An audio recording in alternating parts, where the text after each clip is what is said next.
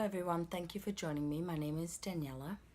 Today I'd like to discuss with you ways in which we can release energy, and it's to help us have healthier emotions.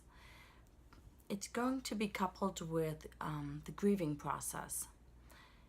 For me, it's been a little over 3 months since my best friend, my special person, has passed away, and when I woke up this morning, I wasn't quite sure what was wrong with me. I was very sad, depressed, which is pretty much out of character. Not that we don't all have our moments, but I've been very busy the last 3 months working, day, night, weekends. So I guess not knowingly was repressing my emotions, the grieving process, which is never a good thing, not healthy. Anyway, so I woke up. I meditated, which is my normal practice.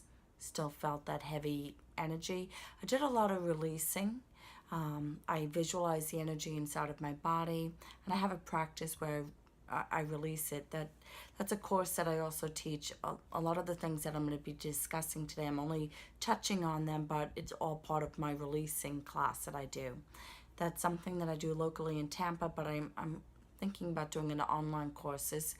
In the times that we live in, I think it's very important to be very responsible for our energy and constantly checking in, because it does seem to stick to us, and the more it sticks to us, the lower our vibrations, and it can bump us off our path, our journey of why we came here. So anyway, I did the meditation, even had my feet on my favorite selenite stick, which is quite huge. Still the heavy energy. I do bells. This is a quick thing that's just doing that 3 times really does clear a room, but it also helps to clear yourself. So I did that. I took a shower with a Himalayan salt rub, scrubbing my body. That's very helpful in releasing energy. Washing your hair has a tendency to collect energy. So I did so many things, and yet I still couldn't shake it. Then I went to severing cords, cutting cords, asking God, Archangel Michael, Uriel, Zadkiel, and Azrael to sever all cords that are not for my highest and greatest good. And I do that in my different light bodies. Still couldn't quite shake it. And then I started doing some more decrees with a book that I absolutely adore. My copy is very worn out, and it's no longer in print, but you can get it online, like in an ebook, I guess. But it's The Ascension Flame of Purification and Immortality. And I'm embarrassed to show this because it is well worn, but just an amazing book that's really helped me. So when I started doing that, saying those decrees, I was crying hysterically.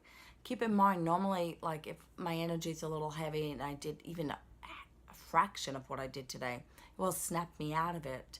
I even went outside, being out in nature. I love it. It just really does shift my energy. Putting my feet, my bare feet, well, I had little socks on, little booties, in the ground, because we release energy and we receive energy in that manner.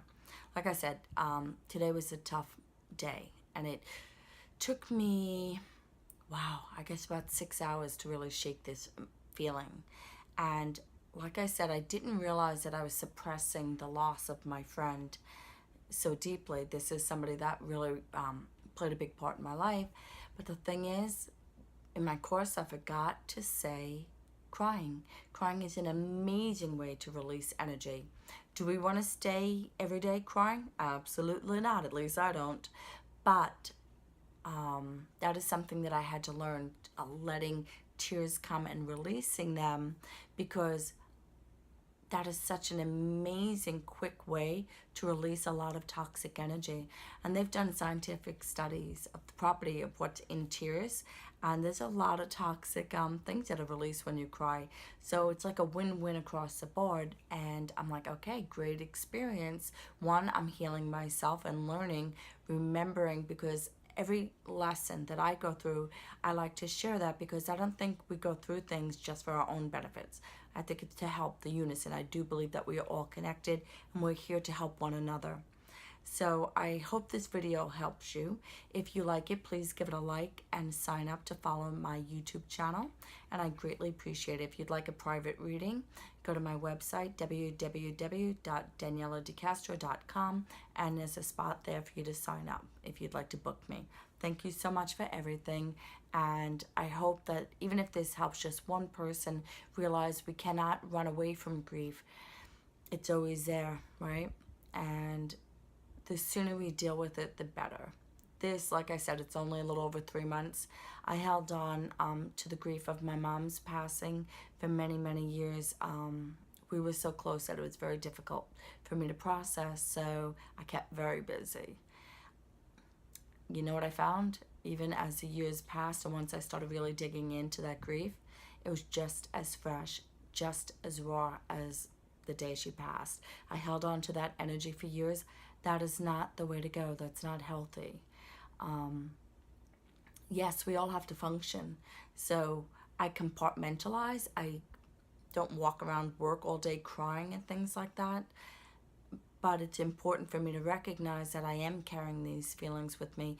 And in the proper moments, I try to make time for myself to process. And I strongly suggest that we all do that. So anyway, I hope this helps. Thank you again. Bye-bye.